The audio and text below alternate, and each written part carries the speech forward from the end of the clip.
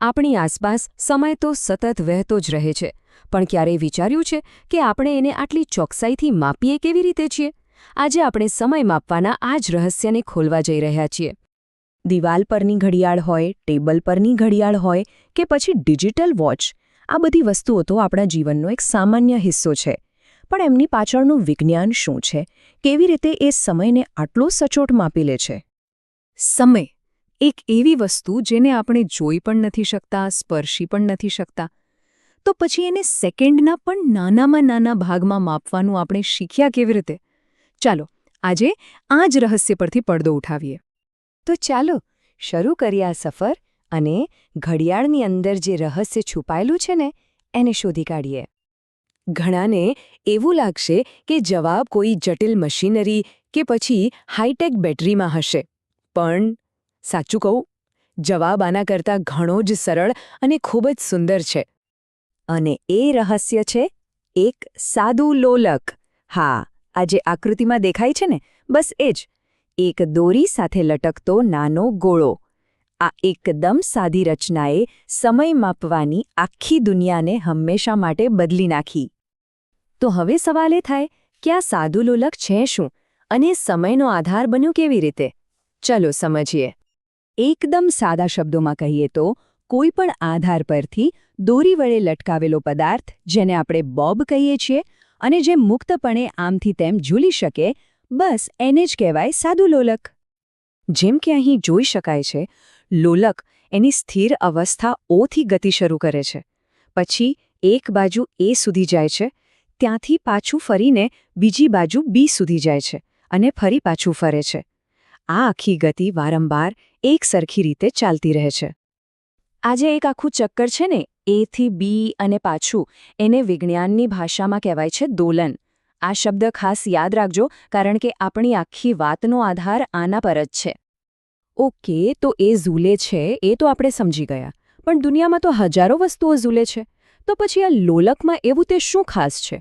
એવું શું છે જે એને સમય માપવા માટેનું એકદમ પરફેક્ટ સાધન બનાવી દે છે? જવાબ આ વિભાગના શીર્ષકમાં જ છુપાયેલો છે. આ જ તો એનો અસલી જાદુ છે. અને એ જાદુઈ શબ્દ છે આવર્તકાળ. આવર્તકાળ એટલે શું? એ ચોક્કસ સમયે જે લોલકને એક દોલન એટલે કે એક ઝૂલો પૂરો કરવામાં લાગે છે. અને બસ આ જ સમય બધું જ છે. હવે જરા આ સ્લાઇડ પર ધ્યાન આપજો, કારણ કે અસલી જાદુ અહીં જ છે. આ એક પ્રયોગના સાચા પરિણામો છે. વૈજ્ઞાનિકોએ શું કર્યું? એમણે 20 દોલનો પૂરા થવામાં કેટલો સમય લાગે છે એ વારંવાર માપ્યું, અને જુઓ શું થયું. દર વખતે દરેક પ્રયત્નમાં જવાબ એક જ આવ્યો, 42 સેકન્ડ. અને એ ગણિત તો ક્યારેય ખોટું ના બોલે, બરાબર? તો જ્યારે 42 સેકન્ડને 20 દોલનોથી ભાગવામાં આવ્યા, ત્યારે દર વખતે એક જ જાદુઈ આંકડો મળ્યો, 2.1 સેકન્ડ.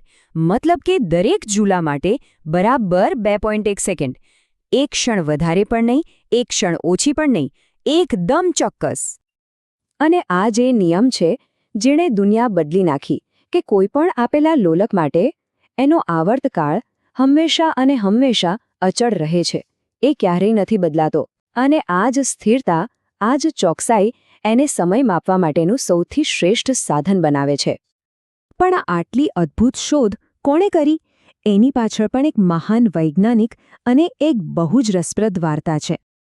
આ વાર્તા આપણને સદીનો પાછળ લઈ જાય છે, 16મી સદીનું ઇટલી.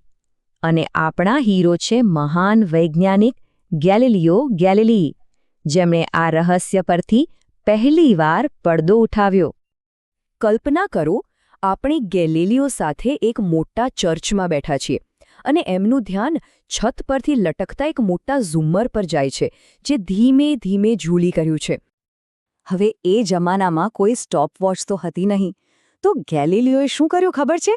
એમણે પોતાની નાડીના ધબકારાનો ઉપયોગ કર્યો. એ ધબકારા ગણીને ઝુમ્મરના દરેક ઝૂલાનો સમય માપવા લાગ્યા, અને એમને જે જોવા મળ્યું ને એ ખરેખર ચોંકાવનારું હતું. એમને સમજાયું કે ઝૂલો ભલે મોટો હોય કે પછી ધીમે ધીમે નાનો થતો જાય, દરેક ઝૂલા માટે એમના ધબકારાની સંખ્યા તો બરાબર સરખી જ રહેતી હતી. અને બસ આ જ હતી એ યુરેકા મોમેન્ટ.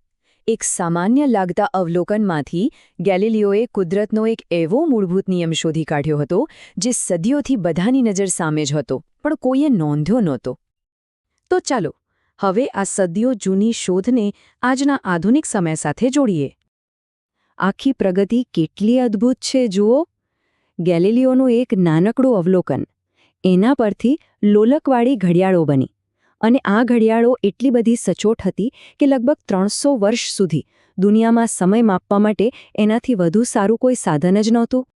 એટલે હવે પછી જ્યારે પણ કોઈ જૂની દાદાજીના સમયની ટિકટોક કરતી ઘડિયાળ જુઓ ને તો યાદ રાખજો, એનો અવાજ ખાલી સમય નથી બતાવતો, એ તો 400 વર્ષ જૂની એક વાર્તાનો પડઘો છે જે એક ચર્ચમાં ઝૂલતા ઝુમ્મરથી શરૂ થઈ હતી.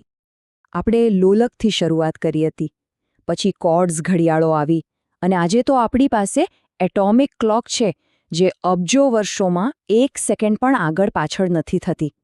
આ બધું જોઈને એક સવાલ તો મનમાં આવે જ છે કે ભવિષ્યમાં શું હશે? સમય માપવાની આગામી મહાન શોધ કઈ હશે?